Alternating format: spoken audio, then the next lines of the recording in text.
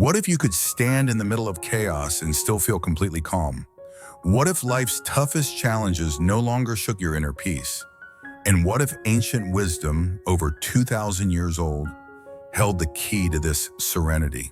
In today's fast-paced world, many of us feel overwhelmed by stress, by noise, by the constant tug of responsibilities. But buried beneath the clutter of modern life lies a philosophy that teaches us how to stay centered, no matter what. It's called Stoicism, and it's not just some dusty idea from the past. It's a living, breathing guide to inner peace. Imagine walking through a storm, but instead of being blown about, you feel calm, rooted, and clear. That's the promise Stoicism holds, that no matter what happens around you, you remain grounded within. Today, we're diving deep into 10 Stoic principles, powerful teachings that have helped countless people find clarity, confidence, and peace. These aren't abstract theories, they're tools. Each one is practical, grounded, and ready for use in your everyday life. So let's begin this journey together. From establishing a firm life purpose to understanding how to deal with criticism, emotions, and setbacks, these principles will help you develop the mental resilience and emotional intelligence to thrive in any circumstance. Principle 1. Have a firm purpose in life. In the chaos of our daily lives, it's easy to feel untethered, as if we're drifting without direction in a sea of endless obligations, expectations, and noise. Have you ever paused to ask yourself, what exactly am I moving toward? For many people in today's fast-paced American culture, the answer is uncertain. We chase productivity, we measure success by promotions or possessions, and we plan meticulously, yet still we often feel lost. This is where the Stoic idea of having a firm purpose offers profound clarity. Epictetus, a former slave who became one of the most influential Stoic teachers, once said, "Difficulties show a person's character." And more tellingly, the greater the difficulty, the more glory in surmounting it. But what allows someone to withstand difficulty with grace? Purpose. Not a vague ambition or a temporary goal, but a deeply rooted internal compass that gives meaning to every action and reaction. A firm purpose is not something inherited, nor is it assigned by others. It must be discovered, refined, and owned through reflection and through repeated return to the question, what truly matters to me? If you were to lose your job tomorrow or face a crisis in your relationship or experience public criticism, what would still remain? What would keep you standing, steady and clear-eyed amid the storm? That's your purpose. Stoicism teaches us not to rely on external stability, but on the internal. Your purpose becomes that inner anchor. A useful Stoic exercise is journaling daily to ask, did I act today in accordance with my purpose? When we take time to align our actions with our core values, rather than fleeting desires or social validation, we find strength. Try this for a week. You might be surprised at how often your decisions stem from urgency or fear, rather than clarity or intention. Purpose doesn't necessarily mean a career goal. It goes deeper. It asks, what kind of person do I want to be in this world? What virtues do I want to embody? Kindness, courage, wisdom. Purpose is not found in a job title, but in how you respond to adversity, how you speak to others when you're tired, and how you hold yourself accountable when no one is watching. Reflecting on your purpose isn't always comfortable. It requires turning away from distractions, from shallow validation, and towards something quieter but more lasting. Marcus Aurelius advised, "You have power over your mind, not outside events. Realize this, and you will find strength." When your purpose is clear, challenges shrink, problems become tasks, and storms become opportunities to stand firm. Take a moment today, just 10 minutes, and sit in silence. Ask yourself, what is the principle I will not compromise on, no matter the situation? Write it down, keep it in your wallet, on your mirror, or in your phone.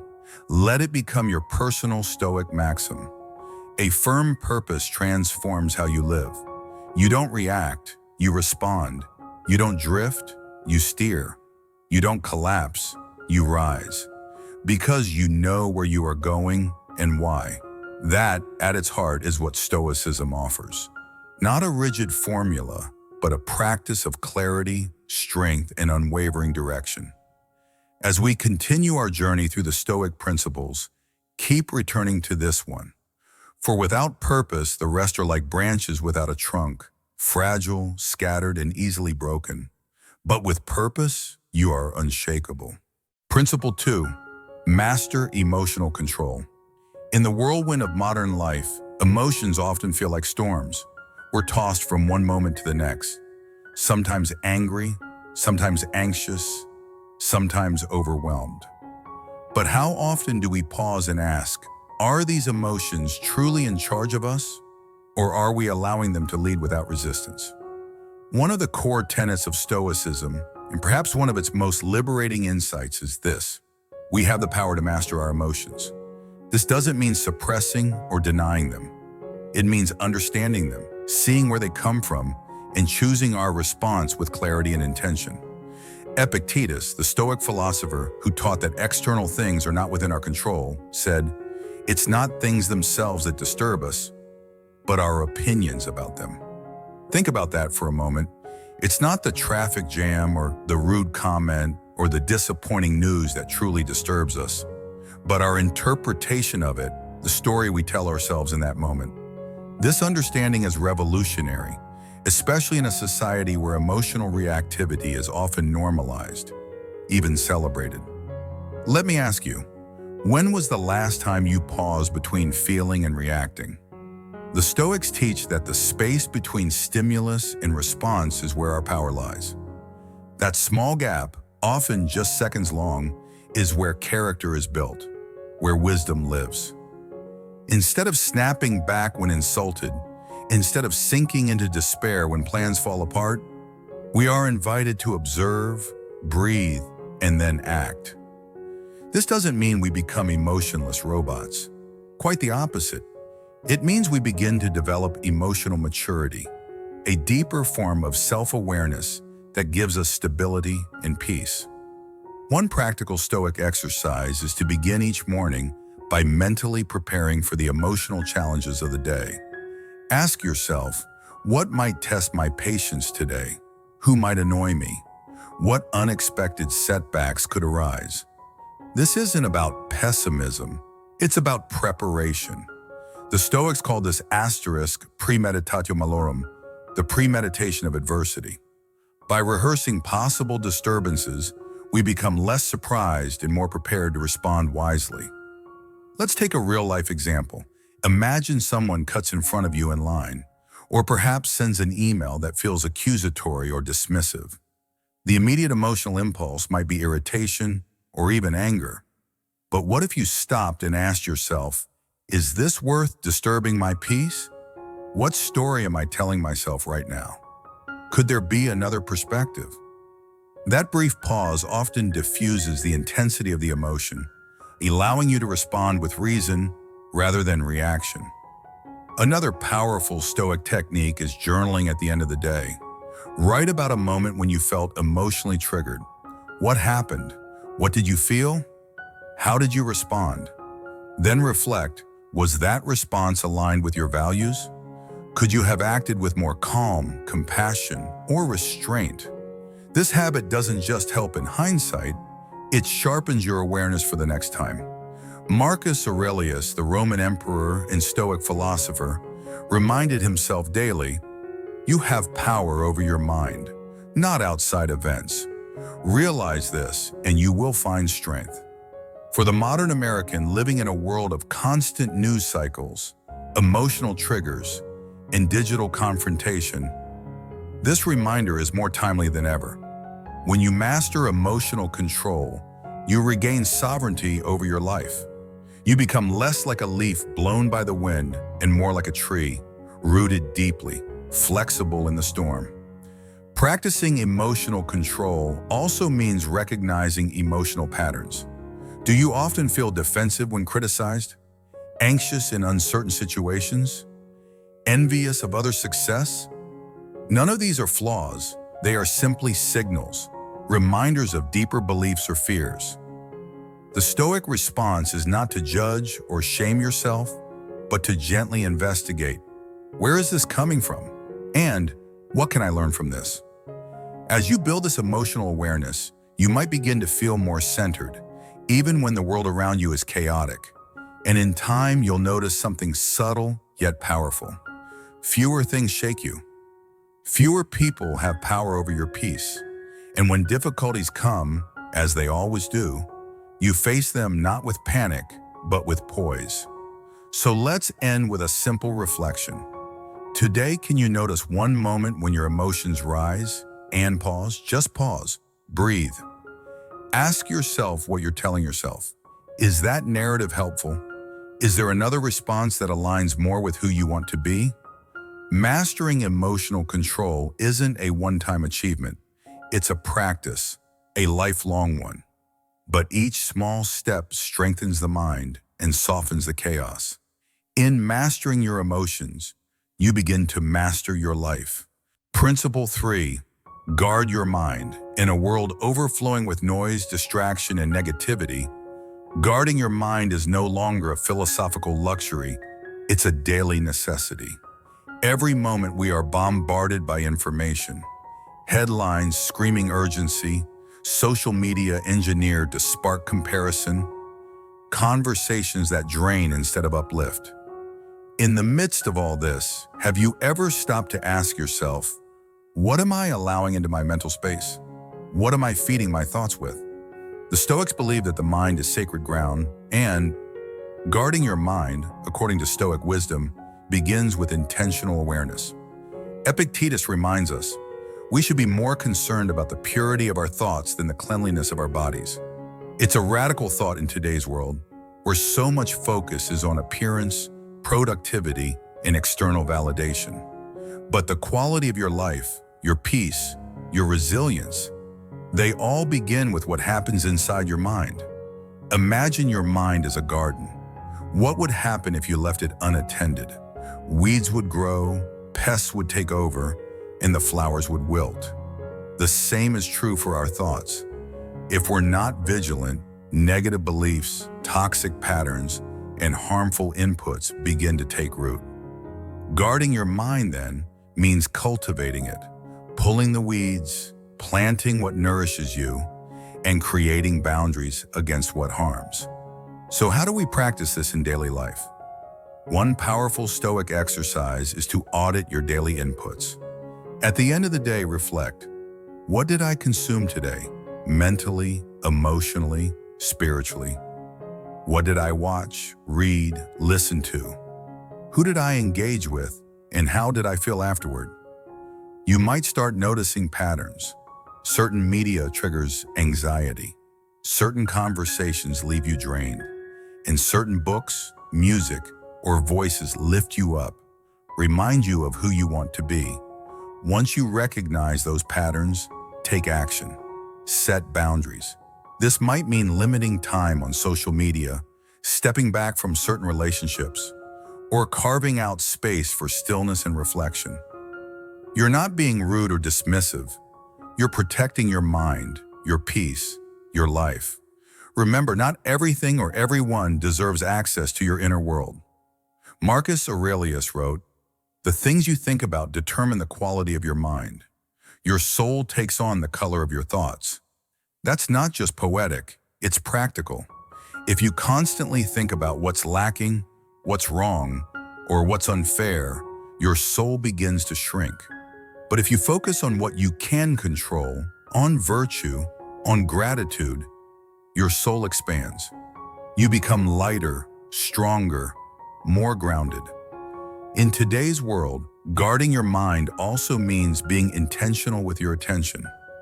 Every app, every notification, every video is fighting for it, but your attention is your life force. What you give it to grows. So ask yourself regularly, is this worth my attention? Does it align with the kind of person I want to become?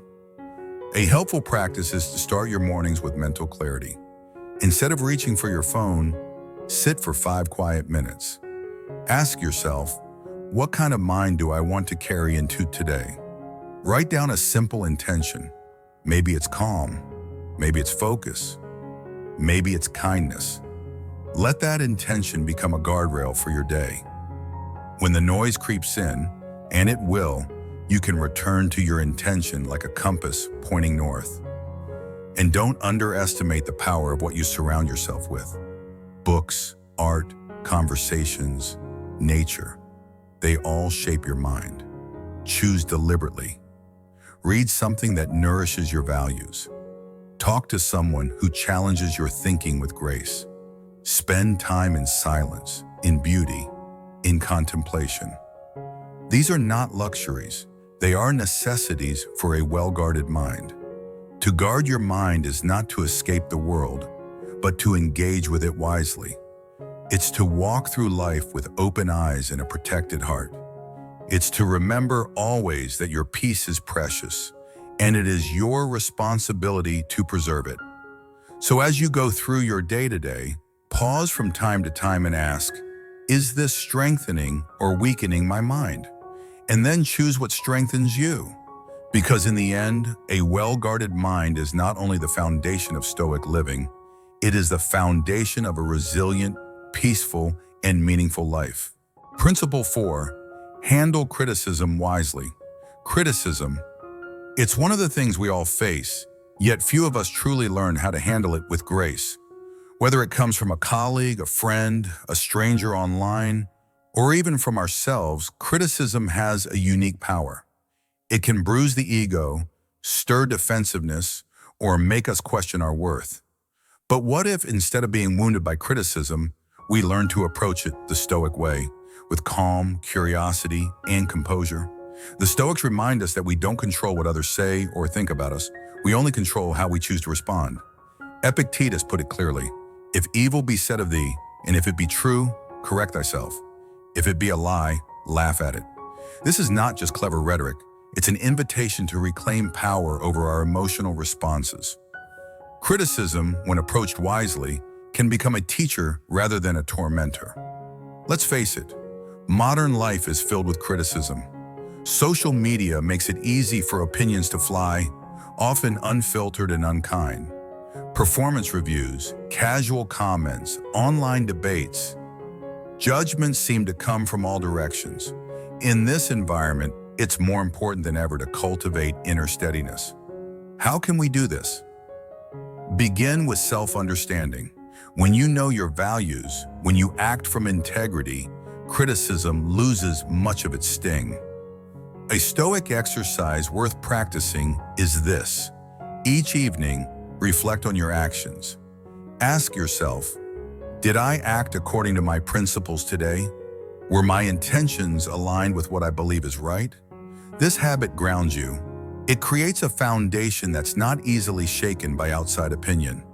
Imagine someone criticizes your work, suggesting it lacks depth or creativity. Your instinct might be to defend yourself, to explain, or to dismiss their view. But pause. Ask, is there any truth here? If there is, be grateful. You've been given a mirror, a chance to improve. If there isn't, then remember, their opinion is theirs to hold. You don't have to carry it. As Marcus Aurelius wrote, choose not to be harmed and you won't feel harmed. Don't feel harmed and you haven't been. Handling criticism wisely also involves emotional patience. You may feel hurt, misunderstood, or even angry. That's natural. The Stoic approach doesn't deny emotion, it acknowledges it, but doesn't let it drive the car. You can feel the emotion, breathe through it, and then respond with intention. Not every comment requires a reaction. Sometimes the most powerful response is silence. Another important principle is empathy. When someone offers criticism, consider the source. Are they acting from insight or from their own pain, insecurity, or misunderstanding? Seeing the humanity behind the words helps you depersonalize the message. This shift in perspective allows you to stay grounded. One helpful practice is journaling about difficult interactions. Write down the criticism, your initial reaction, and then step back. What can you learn? What might be worth ignoring? What does this say about your own sensitivities? This kind of reflection turns criticism into growth. The Stoics also value gentleness. When you criticize others or yourself, do it with care. Harshness closes doors. Gentleness opens space for learning. If you must offer feedback, do it with compassion. And if you are your own worst critic, try this. Speak to yourself as you would to a trusted friend. Let's also talk about building what the Stoics might call a thick skin. Not one that blocks everything out, but one that filters wisely. You don't need to be impervious, just selective. You can take what is helpful and leave the rest behind. Like a gardener picking fruit, you choose what nourishes and discard what is rotten. In a world where opinions are everywhere, your power lies in discernment. What will you allow to shape you? What will you let pass by like a gust of wind? You cannot stop the words of others, but you can choose the space they occupy in your mind. So today consider this. When someone offers criticism, pause, reflect. Ask if it serves your growth. If it does, use it. If it doesn't, let it go. Your peace is too precious to be surrendered to every passing judgment. And remember, as you grow in this practice, others will notice. Your calm response to critique, your humility, and your poise, they become a quiet example of strength. You inspire others not by defending yourself loudly, but by standing calmly in your truth. Handling criticism wisely is a daily practice. It's not about perfection, it's about presence. And the more you practice, the more resilient you become, not just to criticism, but to life itself. Principle 5, transform offense into growth. There are moments when someone's words cut deep. Perhaps it's a dismissive comment, a public embarrassment, or a passive-aggressive jab. Our first instinct is often emotional. We feel hurt, offended, even angry. We may dwell on what was said, replaying it over and over in our minds. But what if that offense, rather than being a source of suffering, could become a tool for transformation? This is the wisdom Stoicism offers, a path not to escape pain, but to reshape it into strength. Epictetus said, "It is not he who reviles or strikes you who insults you, but your opinion that these things are insulting." It's a powerful shift in perspective. The offense itself isn't what causes pain, it's how we interpret it. When we take something personally, we hand over our peace to another. The Stoics teach us to reclaim it. Let's be honest, offense is unavoidable. In our families, workplaces, online spaces, we will encounter people who speak carelessly or harshly. We can't control their behavior, but we can train ourselves to respond differently. One way to start is with a pause. When offended, ask yourself, what am I believing about this moment? Is this reaction helping me or hurting me? That space for reflection can be the beginning of self-mastery. A powerful Stoic practice is called cognitive reframing. It's the ability to reinterpret a negative event in a more constructive light. For example, if someone criticizes your work unfairly, instead of reacting with resentment, you might ask, is this an opportunity to clarify my purpose or communicate more clearly? The event hasn't changed, but your relationship to it has. That shift is everything. Another useful technique is journaling. After a difficult interaction, write out exactly what happened, how it made you feel, and what story you told yourself about it. Then, gently challenge that story. Could there be another way to see it? Could this be a chance to grow in patience, understanding, or resilience? Marcus Aurelius, reflecting on how to deal with difficult people, wrote, "Whenever you are about to find fault with someone, ask yourself the following question. What fault of mine most nearly resembles the one I am about to criticize?" This practice builds empathy. When someone offends you, it can be helpful to ask, what pain might they be carrying? Or, what unmet need is behind their words? That doesn't excuse harmful behavior, but it helps you respond with compassion rather than retaliation. Holding onto offense is like carrying a burning coal in your hand. It hurts you far more than the person who threw it. Forgiveness, in the Stoic sense, isn't about letting others off the hook. It's about letting yourself off the emotional hook. It's choosing peace over resentment. When we forgive, we release ourselves from the burden of bitterness. In everyday life, this might mean choosing silence instead of rebuttal, walking away instead of arguing, or responding with kindness where sarcasm was expected. These are not signs of weakness. They are expressions of inner strength. As Seneca observed, a wise man is indifferent to whatever lies outside the sphere of his own action. You control your response. That is your power. Consider practicing this exercise. Each time you feel offended today, pause and ask, what virtue can I practice right now? Perhaps it's patience. Perhaps it's humility. Perhaps it's courage. Turn the offense into an opportunity, not for reaction, but for refinement. Of course, none of this is easy. Transforming offense takes practice, and it won't happen overnight. But every time you choose to reflect instead of react, you reinforce a new habit. Slowly, the slights lose their grip. You become less reactive, more composed, more rooted. Let me ask you, how much of your energy has been consumed by offenses that no longer matter? How many moments of peace have been sacrificed on the altar of wounded pride? What if, starting today, you chose to protect your inner world, not by avoiding offense, but by alchemizing it into growth? The Stoics were not interested in perfection. They were interested in progress. And transforming offense is one of the most practical ways to walk that path. Because in learning how to respond to offense with wisdom, you're not only protecting your peace, you're deepening your character. So carry this with you. Offense is inevitable, but suffering is optional. With every offense, you are given a choice. And within that choice lies your freedom. Principle 6, overcome fear and shame. Fear and shame, these two emotions often sit quietly in the background of our lives, shaping our decisions, limiting our actions, and coloring how we see ourselves. They whisper doubts, feed anxiety, and keep us from stepping into our full potential. And yet, as the Stoics understood, these emotions are not inevitable sentences. They are, rather, reactions born from interpretation. Epictetus observed, "We are disturbed not by things, but by the views which we take of things." Fear and shame gain power. Let's begin with fear. It is a deeply human experience, natural and at times useful. It alerts us to danger and urges caution. But more often than not, fear becomes irrational, paralyzing us rather than protecting us. We fear public speaking, not because of real danger, but because of imagined judgment. We fear change, not because it will harm us, but because it threatens our sense of control.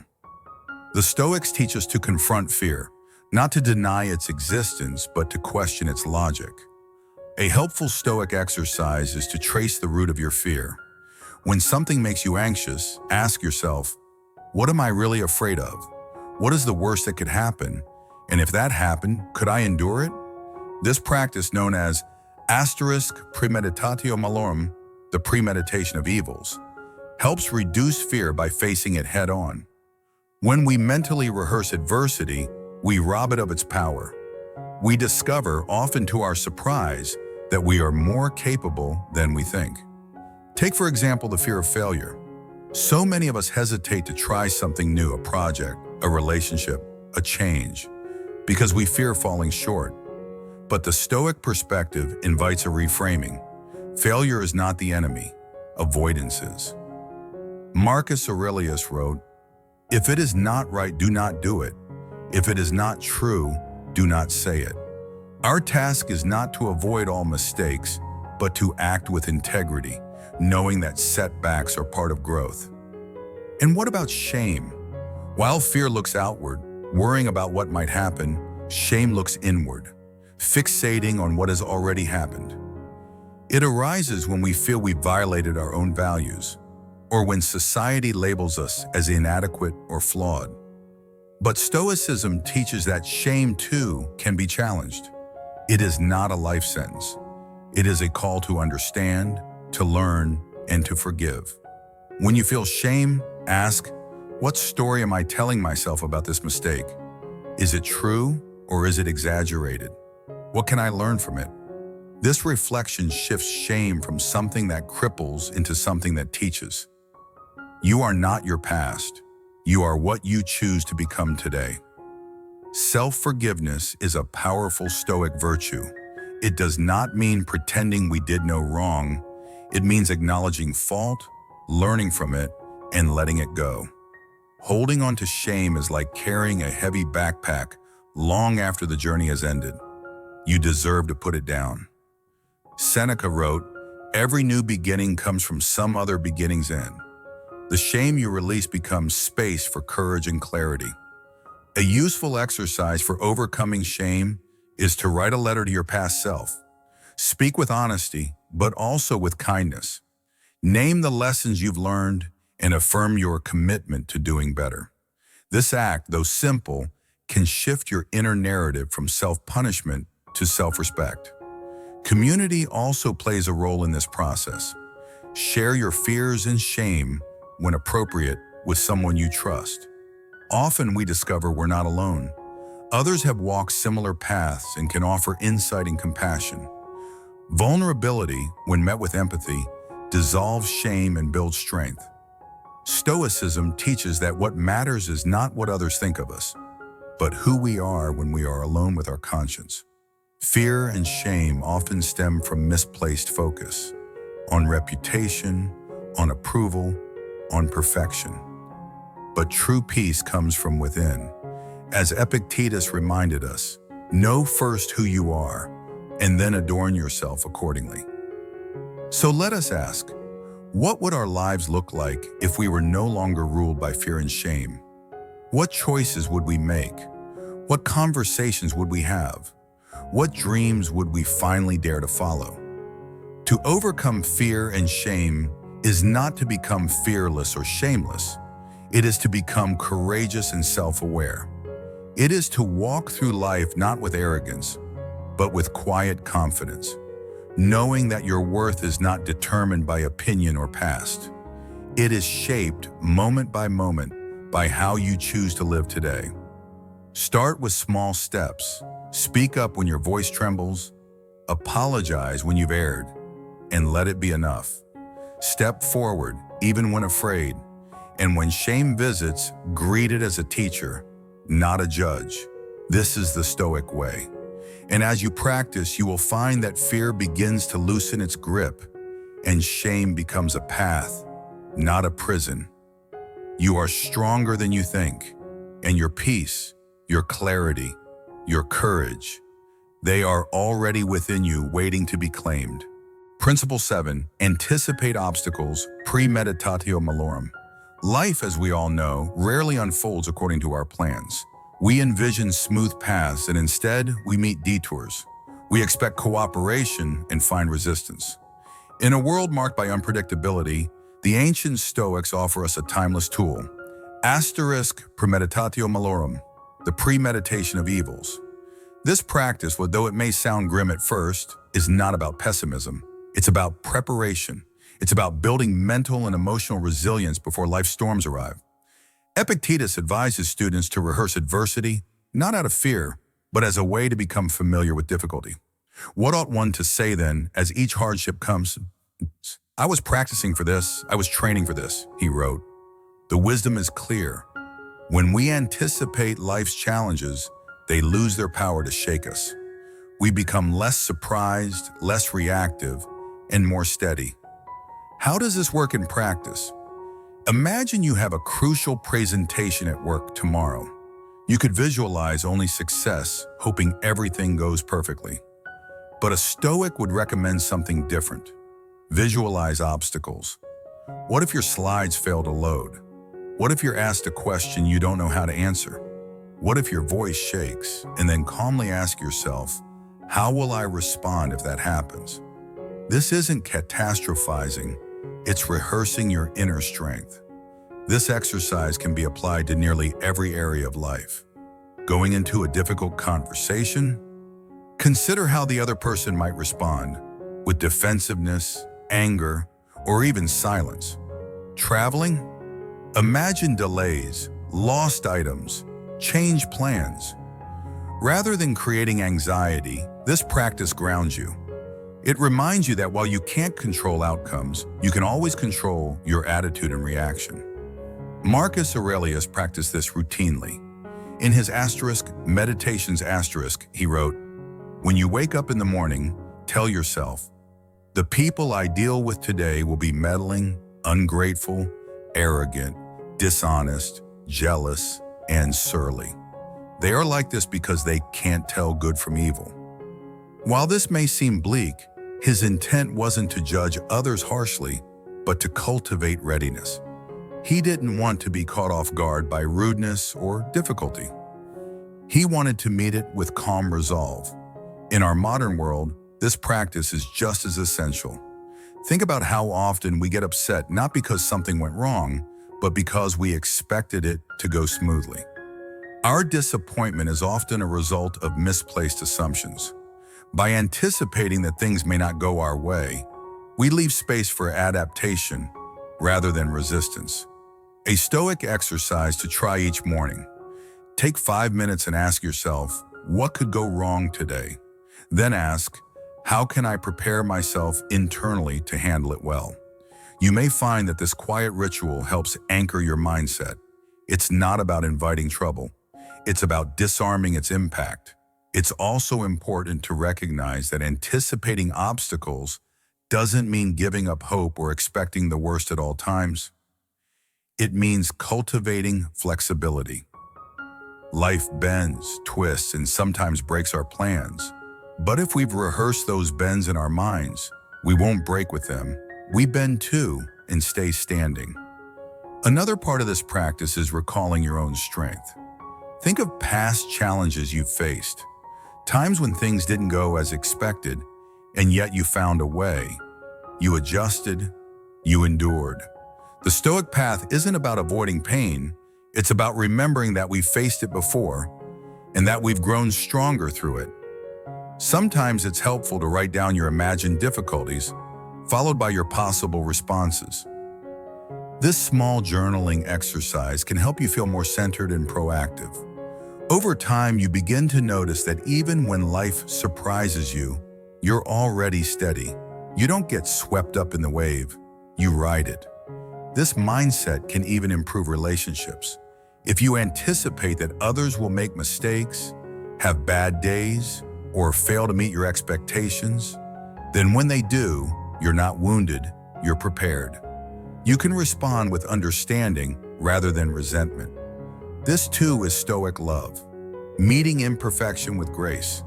Let me ask you, how often has something small ruined your day? Not because it was terrible, but because you weren't expecting it. What if you expected it, accepted it, and moved on without losing your peace? That's the quiet power of premeditatio malorum *. It's not about gloom, it's about grounding. It's not about expecting failure, it's about rehearsing courage. The more you practice, the more natural it becomes. Over time, you develop what the Stoics valued most, euthymia. A sense of inner cheerfulness and clarity, undisturbed by outer circumstances. So take time each day, even just a few minutes, to look ahead, not with fear, but with foresight.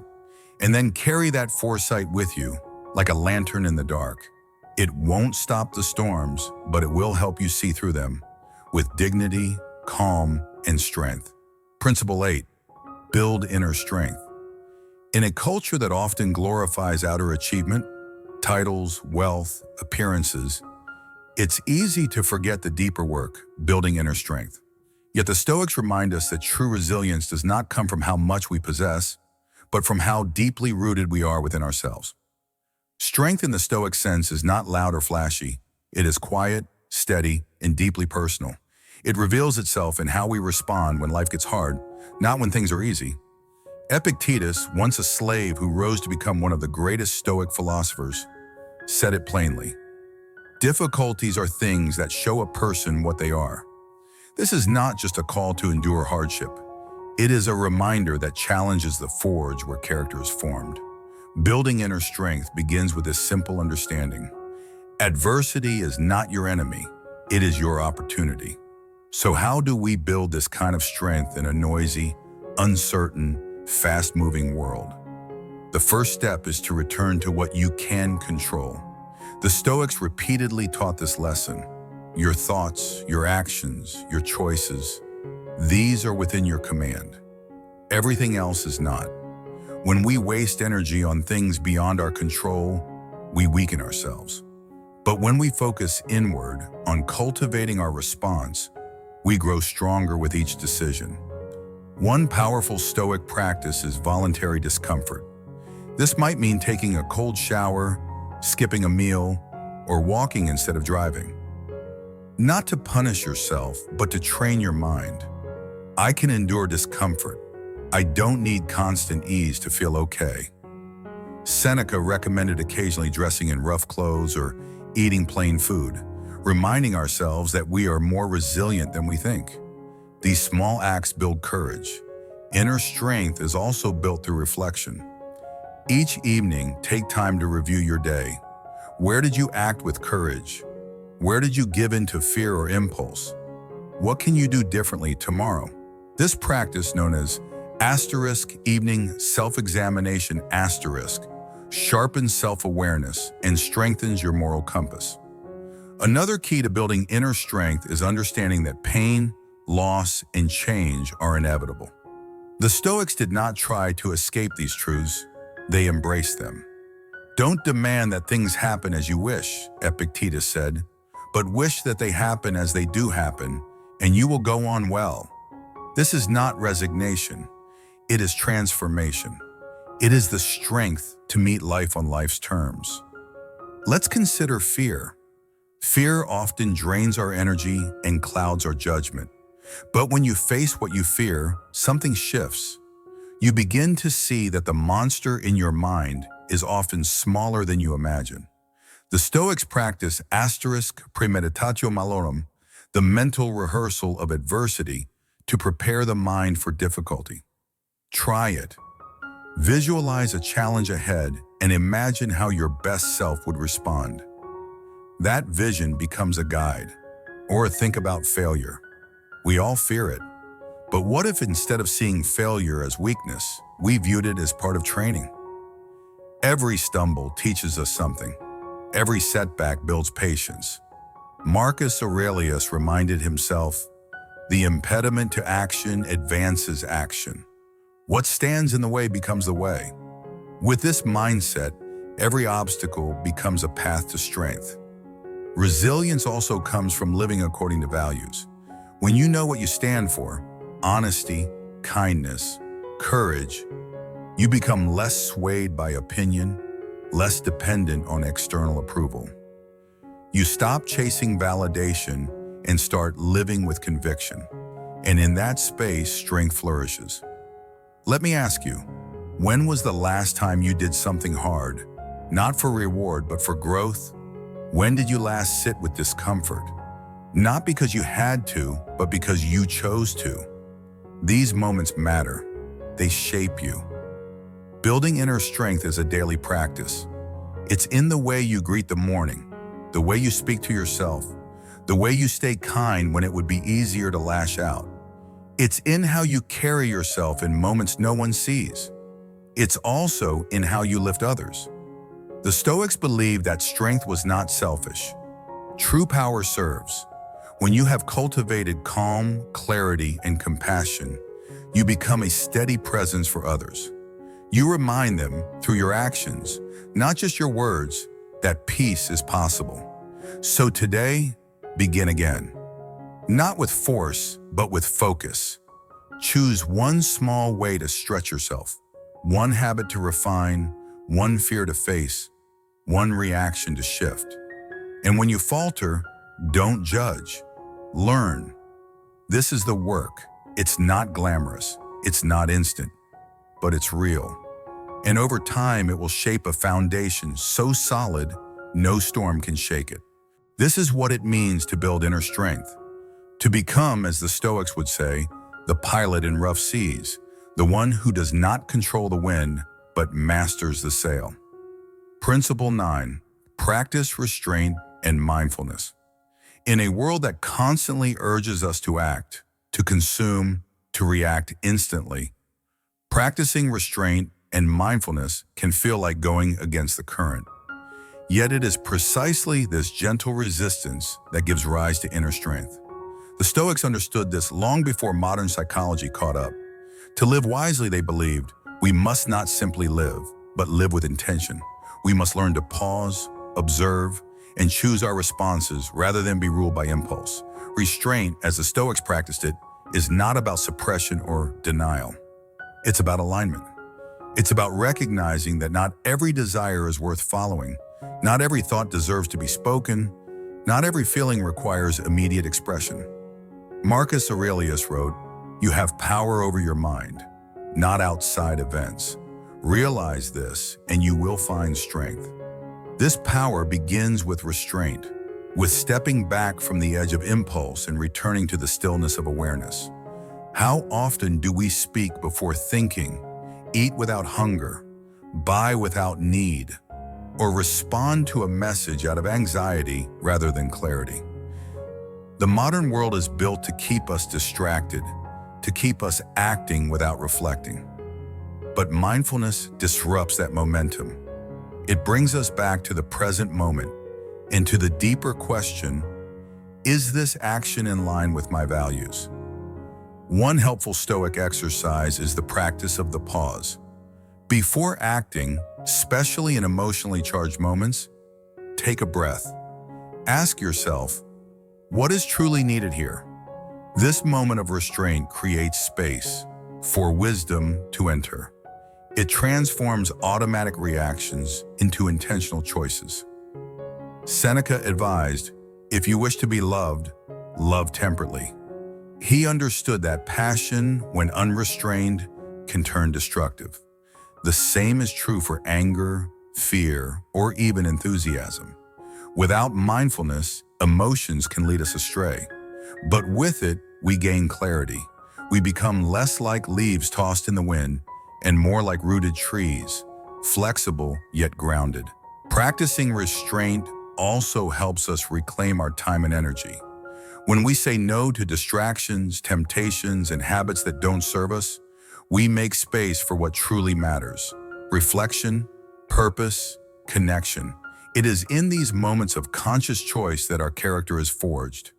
You might begin with a simple daily reflection. Where did I act today with restraint? Where did I give in to impulse? This is not about judgment, but awareness. Over time, patterns emerge, and with awareness, change becomes possible. Mindfulness complements restraint. It's the awareness that precedes the choice. When we are mindful, we are present. We are not lost in regret over the past or worry about the future.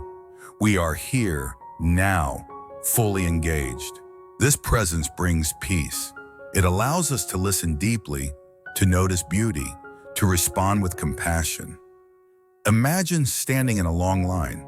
Your instinct is to grow impatient, to check your phone, to mentally escape.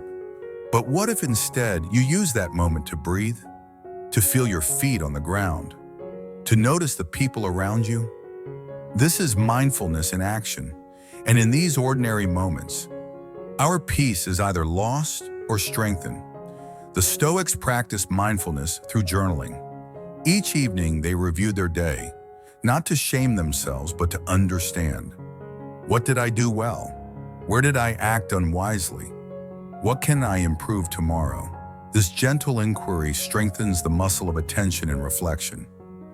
In relationships, restraint and mindfulness are equally essential. How often do conflicts arise because we say too much, too quickly, or fail to truly listen? What if in those moments we paused and asked, what is needed here? Truth, silence, or understanding? This small act of restraint can prevent great harm. Let me ask you, what would your day look like if you acted not from urgency, but from clarity? If your words were fewer but fuller? If your actions were slower but more meaningful? Practicing restraint and mindfulness is not about being passive. It's about being deliberate. It's choosing quality over quantity, substance over noise, presence over performance. In this, the Stoics remind us, lies true freedom. So take a moment today to pause. Breathe before reacting. Observe before deciding. And when in doubt, choose stillness. Within that stillness, you may hear the quiet voice of your better self, guiding you toward a life not just of action, but of wisdom. Principle 10. Live according to nature. To live according to nature, what does that really mean? In the Stoic tradition, this principle is foundational, yet often misunderstood. It doesn't mean abandoning society or returning to a primitive lifestyle. It means living in harmony with our true nature as rational, social, moral beings. It means aligning our choices, our actions, and our mindset with the deeper rhythms of life, rather than fighting against them. The Stoics believe that everything in nature operates according to reason, including us. But unlike animals who follow instinct, we have the unique capacity to reflect, to choose, and to act with intention. To live according to nature, then, is to fulfill our human purpose, not to pursue pleasure at all costs, but to pursue wisdom, virtue, and harmony. Marcus Aurelius, in his Meditations reminds himself daily that he is a part of nature, and that every event, no matter how unpleasant, is part of a larger order. What happens to each of us is part of the nature of the whole, he wrote. There is peace in this understanding. When we stop resisting life, when we stop expecting it to conform to our desires, we begin to move with it, not against it.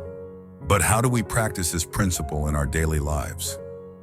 First, by remembering that we are not separate from the world around us. We are part of a greater whole, a web of life, of community, of purpose. When we honor that connection, we begin to make choices that benefit not only ourselves, but those around us. Living according to nature also means accepting impermanence. Just as the seasons change, so do circumstances, relationships, bodies, and roles. The Stoics urged us to embrace change, not fear it. Everything is in flux, said Epictetus, a philosopher who deeply influenced Stoic thought. Our task is not to cling, but to adapt, to meet each moment as it is, without bitterness or longing. This mindset invites a quiet strength. Imagine encountering loss, failure, or disruption, and instead of resisting, you acknowledge, this too is part of life. How can I grow from it? That question turns suffering into wisdom. Another aspect of living in accordance with nature is cultivating virtues. Nature has endowed us with reason, empathy, and conscience. When we act with honesty, kindness, courage, and justice, we are fulfilling our highest nature. These are not abstract ideals. They are practical tools for daily living. Every small choice is an opportunity to embody them. Try this exercise. At the start of each day, ask yourself, what does it mean to live according to nature today? Your answer might vary. Perhaps it means acting with patience during a stressful meeting, showing compassion to someone in pain, or stepping away from a digital screen to spend time in the quiet of the outdoors. Each of these moments is a return to what is natural, simple, and right. The Stoics also emphasize simplicity. Nature is not extravagant. It is balanced, efficient, and purposeful. We can reflect that in how we live, simplifying our wants, clarifying our priorities, releasing the need to impress. Seneca wrote, "It is not the man who has too little, but the man who craves more, that is poor." This kind of inner contentment arises when we stop chasing what we don't need and begin appreciating what we already have. Let me ask you, when was the last time you felt truly in tune with life? Not because things were perfect, but because you were present. That moment, however fleeting, is a glimpse of what it means to live according to nature. It's a state of grace, not because of what's happening around you, but because of how you're relating to it. This principle also reminds us to respect our bodies, our health, and the natural world. Nature sustains us, and in return, we have a duty to care for it. To live in balance with nature is to live with gratitude for the food we eat, the air we breathe, the people we share life with. This gratitude fosters humility, a core Stoic virtue. In relationships, living according to nature means recognizing the inherent dignity of others. We are all connected.